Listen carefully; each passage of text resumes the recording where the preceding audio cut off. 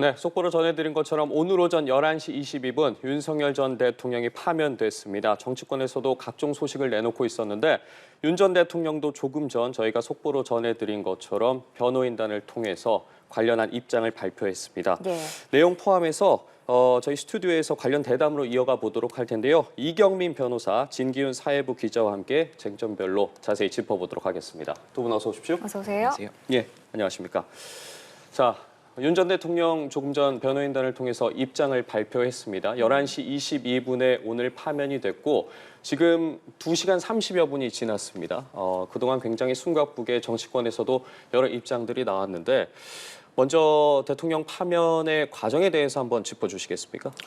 네, 우선 지금 이제 비상계엄이 선포가 되면서 이제 122일 만에 오늘 이제 윤석열 대통령에 대한 최종 결정이 윤석열 전 대통령에 대한 최종 결정이 예. 나왔습니다. 예. 파면 이제 결정이 돼서 오늘 오전 11시 22분에 대통령직을 잃게 된 결과가 나왔습니다.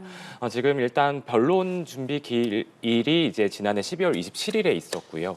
또 이제 변론 종결이 지난 2월 25일에 이제 이루어졌고 총 11차례의 변론 기일이 이제 진행이 됐습니다. 그렇게 이제 탄핵 심판에서 16명에 대한 증인 신문이 또 이루어지기도 했었고요. 예. 그런 과정들을 거쳐서 지난 2월 25일에 변론 종결이 됐고 또 변론 종결 38일 만인 오늘 이제 선고 기일이 잡히게 됐고 선고 결과는 이제 탄핵 소추 인용, 즉 파면 결정이 나오면서 탄핵 심판이 최종적으로 마무리가 됐습니다. 예.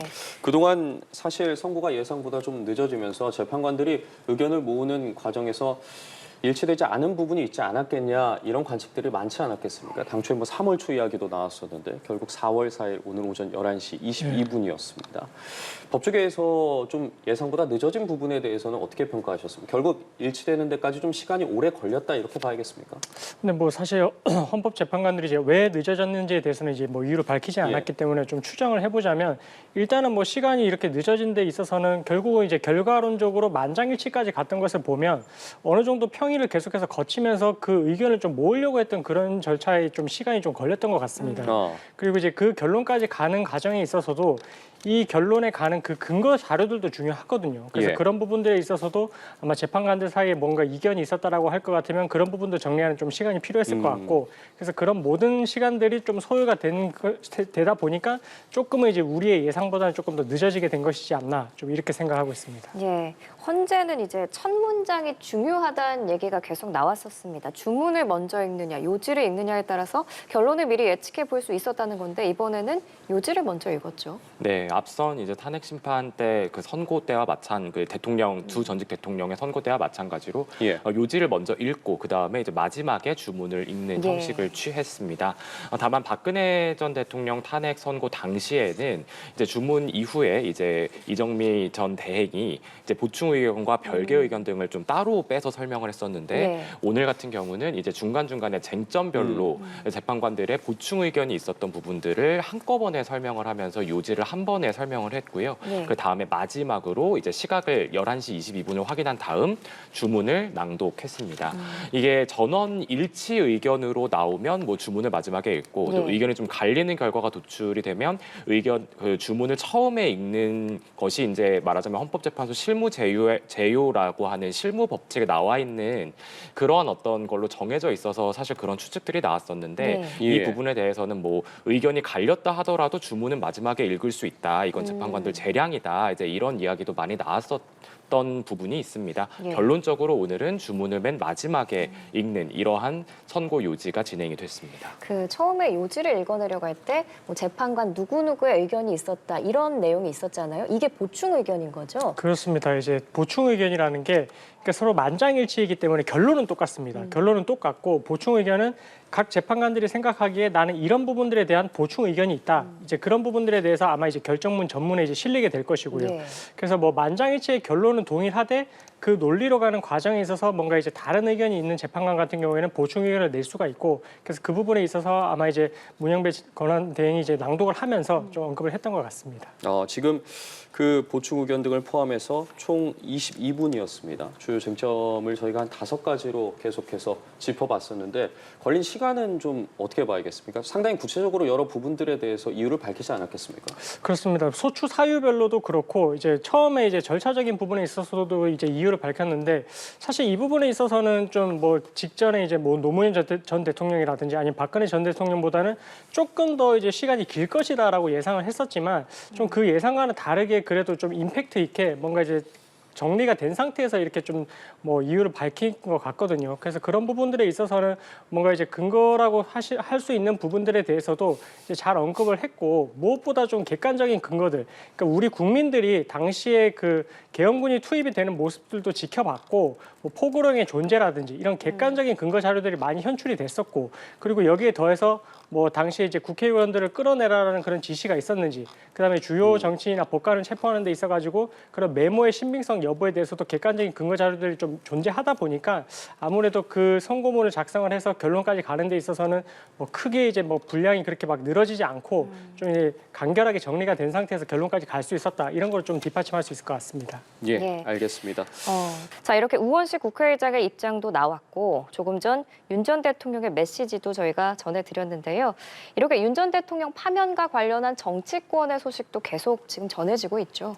네, 그렇습니다. 이제 선고가 나고 나서 이제 정치권에서는 여야 가릴 것 없이 이제 대표와 뭐 이런 입장들이 계속 나오고 있는 상황입니다. 네. 우선은 이제 뭐 권영세 이제 비대위원장 같은 경우도 뭐 무겁게 판결을 받아들이고 또 생각과 입장은 다르겠지만 헌법재판소의 판단은 헌정 질서 속에서 이제 내린 종국적인 결정이기 때문에 좀 따라야 한다라는 이제 말을 했고요. 다만 이제 그 야당의 장악 상황에서 의회 폭주나 이제 정치 폭거를 막지 못한 거는 반성을 한다. 그러면서 이제 국민들이 느꼈을 분노와 아픔에 대해서도 무겁게 인식을 한다. 이제 이렇게 얘기를 하기도 했습니다. 네. 예. 그렇게 얘기를 했었고 또 이제 한덕수 총리 같은 경우 지금 이제 권한 대행을 하고 있는데 이제 한덕수 총리도 이러한 뭐 심판 결과가 확정이 됐고 이런 어떤 두 번째 현직 국가원수의 탄핵이라는 상황을 무겁게 생각을 하지만 권한 대행으로서 안보와 외교에 공백이 없도록 안보 태세를 유지를 하겠다. 이렇게 밝혔고 네. 또 다음 정부가 차질 없이 출범할 수 있도록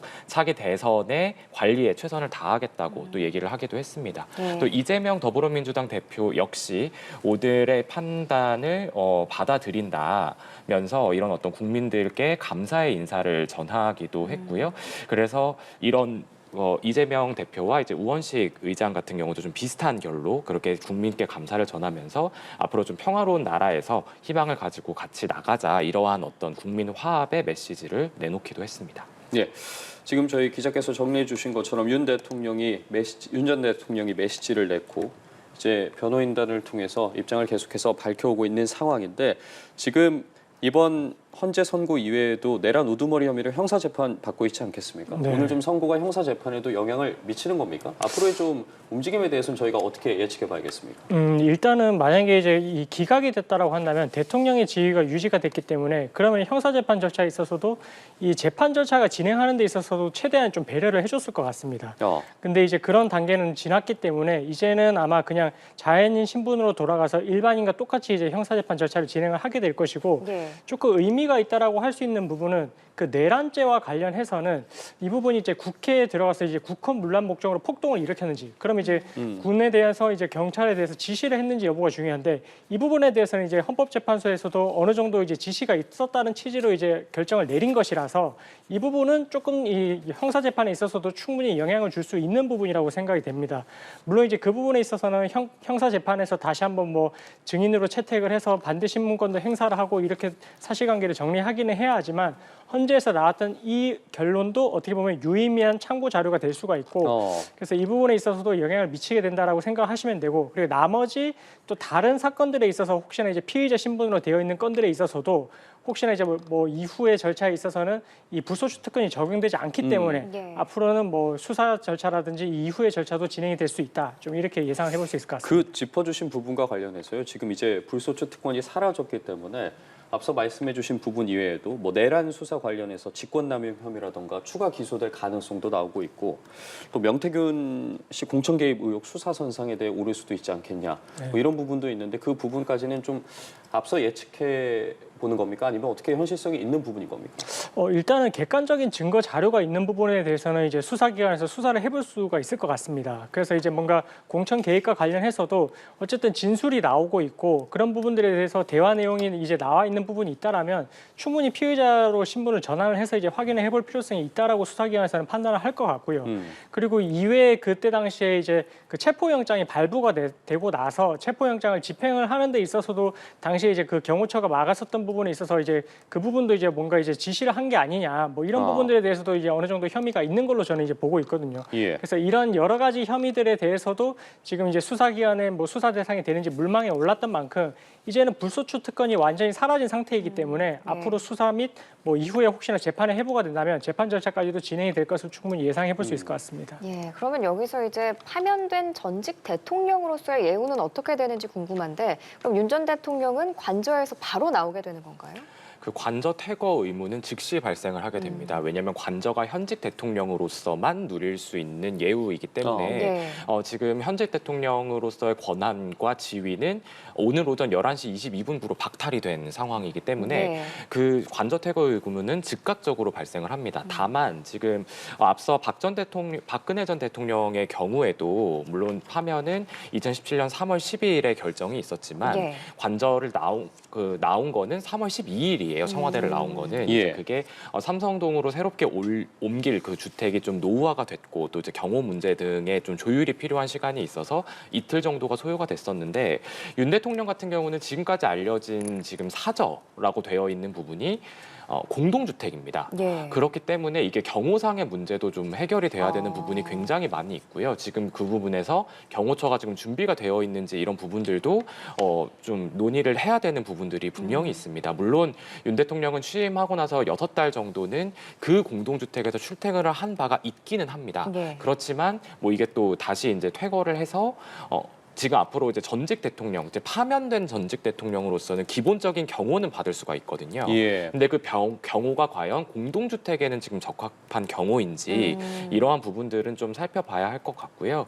이 밖에 이제 전직 대통령들이 받을 수 있는 예우가 좀 법으로 정해져 있는 것들이 있습니다. 뭐 1년치 연봉의 95% 수준에 해당하는 연금 혜택이 있고 또 이제 비서관 3명과 운전기사 1명을 둘 수 있고 또 개인 사무실이 제공되는 것들 그리고 또 민간단체가 이제 기념 사업을 추진하면 지원도 받을 수 있는 이러한 예우들이 있는데 이 예우들은 모조리 박탈되는 겁니다. 그리고 이제 기본적인 경호만 받을 수 있게 되고 그 경호 기간도 이제 줄어들게 됩니다. 그렇게 해서 이제 윤 전 대통령의 예우는 정해질 것으로 보입니다. 예, 지금 이런 상황에서 저희도 앞서 영상을 통해 보여드렸지만 대통령실에서도 대통령을 상징하는 봉황기를 하기도 했습니다. 말씀해 주신 것처럼 지금 나오고 있는 영상이죠. 이제 대통령 봉황기가 하고 있는 모습도 저희가 앞서 봤었는데 윤 대통령의 관련해서 지금 받고 있는 대우와 처우들이 굉장히 많이 이제 축소가 되는 부분들이 있고 이렇게 되면서 앞서 우원식 국회의장 같은 경우에도 조기 대선과 관련한 언급하지 않았겠습니까? 앞으로 정치권에서도 계속 이야기 나오고 있고 향후 대선과 관련해서 뭐 어떤 절차들이 펼쳐지게 되는지 법적으로 저희가 좀 눈여겨봐야 될 부분이 있으면 짚어주시면 좋을 것 같습니다. 일단은 지금 뭐 조기 대선을 실시를 할 수밖에 없고 이 부분에 있어서는 거리가 된 상태이거든요. 그래서 예. 거리가 된 상태이기 때문에 60일 내에 대선을 실시를 해야 됩니다. 그래서 이 부분에 있어서는 한덕수 대행이 지금 국무회의를 통해 가지고 언제 대선을 실시할 것인지를 지정을 하게 될 것 같은데 일단은 시간적으로 지금 뭐 여유가 없는 상황이기 때문에 지금 뭐 화면에도 나오고 있다시피 60일을 꽉 채운 6월 3일 정도가 지금 유력하다라고 지금 보고 있는 상황이고요. 예. 네. 그리고 지금 상태에서 이제 후보자 등록을 하게 된다면은 지금 5월 4일 그리고 이제 5월 5일 이렇게 이제 양일에 걸쳐서 지금 진행이 될 것 같고 그리고 이제 지자체장 같은 경우는 또 한 달 전에 또 사퇴를 해야 되는 그런 또 의무가 있습니다. 예, 예. 그렇기 때문에 지자체장도 이제 그 일정에 맞춰서 아마 사퇴 시한을 또 정해서 이제 진행을 하게 될 것 같고요. 그래서 지금 상태에서는 어느 정도 이제 대선을 위한 준비를 지금 진행을 해야 되고 그리고 선거 운동 기간이라든지 이런 부분들에 대해서도 지금 명확하게 이 대선을 언제 실시하겠다 기간이 딱 정해진다면 그 기간에 맞춰 가지고 이제 언제부터 운동을 할 수가 있다. 뭐 이런 부분도 다 이제 정해질 것 같습니다. 구체적인 쟁점들부터 좀 짚어보겠는데요. 그 헌재가 윤 전 대통령 측에서 제기한 그 절차적 쟁점 중에 어느 것 하나도 인정하지 않은 거죠? 그렇습니다. 뭐 절차 위반에 대해서 계속해서 문제 제기를 했고 예. 특히나 조금 이제 뭐 강하게 주장을 했던 부분이 탄핵 소추 사유에서 그때 당시 이제 내란죄를 철회했던 부분. 그래서 내란죄를 철회한 것이 소추 사유의 동일성을 상실했기 때문에 뭐 다시 재의결을 거쳐야 되는 게 아니냐 뭐 이런 이야기 있었는데 근데 그 부분에 있어서도 헌재에서는 일단은 이제 기본적인 사실관계가 동일하기 때문에 그 안에서 뭔가 이제 법조문의 적용에 있어서 철회를 하는 부분에 있어서는 소추 사유의 변경에는 해당하지 않는다. 그래서 이제 국회 뭐 의결이 필요 없다 이렇게 이제 이야기를 했고 소추권 남용에 있어서는 조금 이전에 이제 탄핵 소추가 된 그 공무원들 대상으로 해서 이제 결과가 나왔을 때를 좀 비춰서 판단을 해볼 수가 있었습니다. 이 소추 의결의 요건이 이제 성립이 되고 그게 일정 수준 이상의 뭐 위법한 내용이 이제 있다라고 할 것 같으면 그것이 소추권 남용으로 볼 수 없고 판단을 받아봐야 될 필요성이 있다라고 판단을 했거든요. 당연히 이제 윤 전 대통령 같은 경우에도 너무나 이제 위법적인 내용들이 많았기 때문에 이런 소추가 이제 소추권 남용이라고 보기 어렵다라고 판단을 했었고요. 그리고 이후에 뭐 이 회기를 일사부재의 원칙을 위반했는 게 아닌가라고 해가지고 예. 당시에 뭐 동일한 회기 중에 이제 안건인지 여부가 중요했는데 근데 이 부분에 있어서도 이제 직전에 폐기가 된 것이 이후에는 임시회를 통해서 또 이제 소추안이 의결된 것이라서 뭐 이런 부분들에 대해서도 결국 이제 적법 요건을 이제 위반한 것이 아니다. 좀 이런 취지로 판단을 했다라고 보시면 될 것 같습니다. 예. 예. 헌재가 어쨌든 관련해서 이유를 밝히면서 지금 헌재에서 저희가 주목이 갔던 부분 중에 하나가 과연 전원일치 될 것인가, 전원일치 의견 나왔습니다. 그러면서도 그럼 과연 여기에 보충 의견이라든가 별개 의견이 있을까라는 부분도 눈길이 쏠렸는데 관련 내용이 있었습니다. 그 부분에 대해서도 좀 소개를 해주시죠. 네, 결론적으로 말씀드리면 별개 의견은 없었고 보충 의견들 예. 일부 쟁점들에 대해서 제시가 됐습니다. 우선 앞서 이제 변호사께서 말씀하신 부분 중에 일사부재의 원칙을 과연 이게 위반을 한 것이냐, 즉 탄핵 소추 안건이 통과가 될 때 이게 같은 회기 내에 같은 내용의 이제 탄핵 소추안이 통과가 됐다. 이것은 일사부재의 원칙의 위반이다라는 게 이제 윤 전 대통령 측 주장이었는데요. 결론적으로 헌법재판소는 이 부분을 받아들이지 않았습니다. 회기가 다를 때 이제 발의가 돼서 통과가 됐기 때문에 문제가 없다 이렇게 했는데 다만 이제 주심인 정영식 재판관의 보충 의견이 있었습니다. 탄핵 소추안 발의 횟수를 좀 제한하는 입법은 필요하다라고 하니까 말하자면 탄핵 소추가 이제 굉장히 남발된 문제를 지금 윤 전 대통령 측에서는 이 계엄의 이유 중에 하나로 들기도 했었잖아요. 이 부분과 관련된 의견이 하나가 있었고 보충 의견으로 해서 조금 입장이 갈렸던 부분이 있습니다. 이 부분이 어떤 부분이냐면 예. 윤 대통령 측에서 절차상 문제를 들면서 들었던 것 중에 하나가 과연 이제 그 형사소송법을 준용을 해야 되는 부분이 있고 그렇기 때문에 피고인 쪽에서 동의하지 않는 경우에는 수사기관의 수사 자료를 증거로 쓸 수 없다라고 하는 이 형사소송법 개정된 형사소송법을 따라야 한다라는 게 있었는데 이 부분에 대해서 이미선 김형두 재판관의 보충 의견은 이 탄핵 심판에서 형사소송법상 전문 법칙을 완화해서 적용할 수 있다. 반면 김복형, 조한창 재판관의 경우에는 앞으로는 이 전문 법칙을 보다 엄격하게 적용할 필요가 있다. 굉장히 반대가 되는 이 두 가지의 보충 의견이 나왔습니다. 네. 이렇단 얘기는 결국에 지금 문영배 권한대행도 계속해서 변론 과정에서 밝혔던 것처럼 형사소송법을 준용하도록 되어 있고 지금 이런 어떤 수사 기록이라든지 뭐 각종 CCTV의 영상이라든지 이런 부분들이 뭐 적법하게 조사가 되어 있는 부분이기 때문에 그래서 증거로 채택을 하겠다 이런 입장을 여러 번 밝힌 바가 있었거든요. 예. 다만 이제 이 부분에서 김복형, 조한창 재판관의 의견은 이 형사소송법상 전문 법칙을 보다 엄격하게 적용해야 한다. 이 말은 이제 이런 어떤 피고인이 동의하지 않을 경우에 이 수사 기록을 증거로 특히 헌법재판에서의 증거로 사용함에 있어서 이 법칙을 좀 보다 까다롭게 봐야 한다는 겁니다. 그래서 이게 증거를 채택을 할 때 이 법칙을 더 엄격하게 해석을 해야 된다라는 얘기였고 그렇기 때문에 이 부분 즉 이게 증거로 이 지금 탄핵 심판 변론 과정을 기억을 해보시면 예. 많은 군 관계자들이 나왔고 그 중에서는 그 진술을 거부하거나 아니면 수사기관에서의 본인의 진술과 좀 배치되는 진술을 하는 사람들도 있었어요. 그렇죠. 예. 근데 그랬을 때 오늘의 심판 결과를 쫙 보면 결국에는 수사 기록에 의한 증거들을 좀 많이 인정을 한 것으로 보이거든요. 그런 부분에 있어서 좀 재판관들의 의견이 일부 갈렸던 부분이 표출이 된 것으로 보입니다. 예. 지금 두 분께서 짚어준 이 보충 의견과 관련해서 그렇다면 앞으로 국회가 이 보충 의견에 대해서 좀 입법을 해야 될 의무도 있는 겁니까? 그러니까 이게 어떻게 보면은 그냥 헌법재판소 재판관들이 이렇게 심리를 해가는 과정에서 예.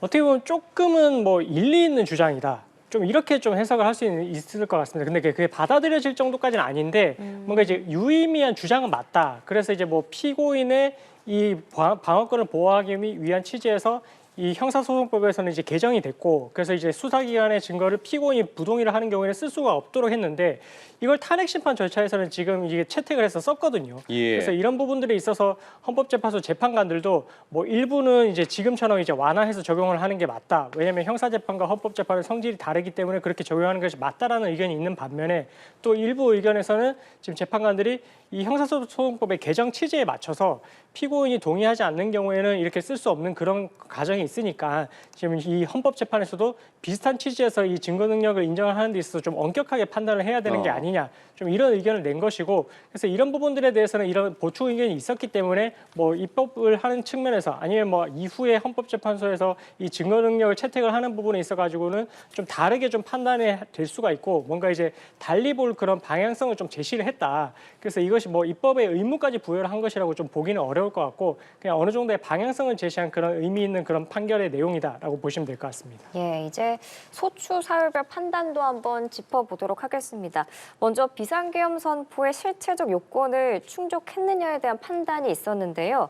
윤 전 대통령 측은 국회 그 탄핵 소추안 남발로 중대한 위기 상황이 발생했다고 주장해 왔잖아요. 그런데 이게 비상계엄 선포 요건은 될 수 없다라고 헌재가 봤습니다. 그 이유는 뭔가요? 이게 이제 헌법과 개헌법에서는 전시사변, 이에 준하는 국가 비상사태라고 이제 규정을 두고 있거든요. 그러면 이제 국가 비상사태로 들어갈 수 있을 만큼의 그런 이제 운영에 있어서 국정 운영에 있어서 장애가 있었는지가 중요한데, 그런 이제 이 사유로서 뭐 당시에 이제 줄탄핵과 야당의 줄탄핵과 그다음에 이제 뭐 예산안 삭감 뭐 이런 부분들에 대해서 이제 계속해서 주장을 했었는데, 근데 이제 탄핵과 관련해서는 사실 헌법재판소에서 이 윤 전 대통령에 대한 선고를 내리기 이전에도 지금 감사원장이라든지 검사 3인에 대한 부분이라든지 아니면 한덕수 총리에 대한 부분이라든지 탄핵 소추에 대해서는 결과론적으로는 이제 헌법재판소에서 이 부분에 대해서 판단할 부분이다.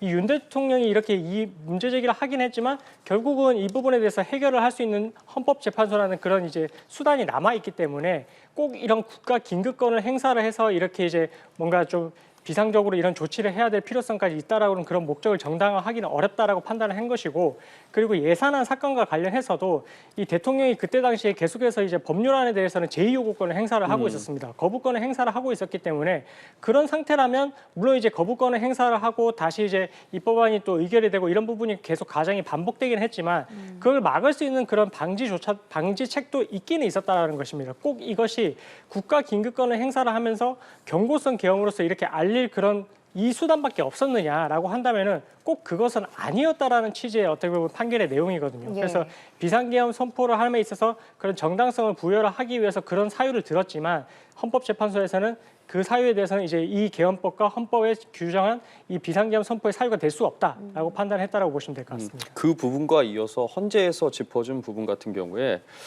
피청구인, 그러니까 윤석열 전 대통령이 취임 후에서 이 야당 주도의 탄핵소추와 예산안 단독 의결 등과 같은 상황을 좀 타개하기 위한 부분에 있어서 책임감을 느꼈을 것으로 보인다. 하지만 민주주의 원칙에 따라서 해소돼야 될 정치의 문제다라고 밝히지 않았겠습니까? 이 부분에서 굉장히 눈길이 갔습니다. 네, 그렇습니다. 사실 이게 지금 말씀하신 부분은 이런 어떤 탄핵 소추별의 위헌 위법 여부를 따지고 나서 예. 그 이제 위헌 위법 행위가 파면을 정당화할 정도의 중대한 위헌 위법이었느냐를 이제 보겠다라고 하면서 밝힌 내용이었습니다. 결국에는 앞서 이제 탄핵 소추 사유, 특히 계엄 선포의 경위에 대해서 야당의 줄탄핵, 뭐 이제 예산 삭감 이러한 부분들에 대해서 좀 조목조목 반박을 했습니다. 뭐 당시 이제 계엄이 선포가 됐던 12월 3일의 경우에는 물론 24년도 예산이 일단 집행이 되고 있었던 상황이었고, 또 대통령이 충분히 거부권을 행사함으로써 뭐 야당이 단독 입법을 했던 이러한 법안들도 실제적인 효력을 발휘하지 못하고 있었을 당시였기 때문에 그렇게 위기 상황도 아니었다라고 이제 실체적 요건에선 짚었는데, 마지막으로 이제 헌법을 파면할 중대한 행위인가라고 해서 헌법을 이제 중대하게 파면될 정도로 위반을 했는가라고 봤을 때는 그런 부분들을 좀 짚었습니다. 결과적으로 헌재가 국회 탄핵소추 사유 5개를 모두 인정을 했고 이게 대통령을 파면할 정도로 중대한 위헌 상황이 있었다라고 본 거죠. 그렇습니다. 일단은 비상계엄 선포의 정당성과 관련해서는 당시에 어쨌든 뭐 주장을 하고는 있지만 당시 뭐 야당의 줄탄핵이라든지 뭐 이런 부분들이 국가의 뭐 전시 사변에 준하는 그런 비상사태로는 볼 수 없다. 이렇게 이제 판단을 한 것이고요. 그리고 국회에 군경이 투입된 부분에 있어서는 뭐 곽정근 사령관이 진술했던 부분, 그 국회의원들을 끌어내라고 했던 부분에 대해서 인원을 끌어내라고 했던 부분에 대해서 이제 신빙성을 인정을 했다라고 보면 될 것 같고, 그래서 이 부분에 있어서도 국회의 계엄 해제 요건을 침해하는 그런 내용의 이제 행동이었다라고 판시를 한 것이라고 보시면 되고, 그리고 포고령과 관련해서는 어쨌든 이제 국회나 아니면 이제 의정 활동을 금지하는 그런 내용이었는데 아무리 계엄 당시라고 하더라도 이제 국회의 이런 의정 활동을 방해를 할 수는 없기 때문에 그런 부분도 이제 헌법 위반으로 본 것입니다. 그리고 선관위에 어쨌든 이렇게 장악을 하려고 시도를 했던 부분도 뭐 부정선거 의혹을 주장을 했지만 그것은 의혹에 불과하고 이런 부분에 있어서는 중앙선관위에서 어쨌든 그 취약한 부분에 대해서는 보완책을 다 마련을 해놨기 때문에 이런 부분에 대해서도 이제 윤 전 대통령의 주장이 이제 받아들여지지 않았다라고 보시면 될 것 같고, 마지막으로 주요 법관에 대해서 이제 체포를 지시를 했던 부분에 있어서도 행정부가 어쨌든 이런 부분에 있어서 영장을 통해서 이제 계속해서 뭔가 이제 이 신체에 대해서 이제 압수수색 한다든지 이렇게 제한을 할 수 있었다, 뭐 체포를 할 수 있었다, 이런 부분들에 대해서도 결국 위헌적인 부분으로 봤고, 결국 이 위헌적인 부분에 있어서는 파면을 함으로써 얻을 수 있는 헌법 수호의 이익이 이것이 이제 대통령직이 공석 상태가 됨으로 인해서 이제 발생할 수 있는 그런 불이익보다는 훨씬 압도적으로 크다라고 판단했거든요. 그렇기 때문에 파면에 이르게 됐다라고 이해를 하시면 될 것 같습니다. 예, 알겠습니다. 윤 전 대통령 탄핵 선고 과정과 이후에 이어진 각종 반응들까지 짚어봤는데요. 지금까지 이경민 변호사, 진기훈 사회부 기자와 함께했습니다. 두 분 고맙습니다. 잘 들었습니다.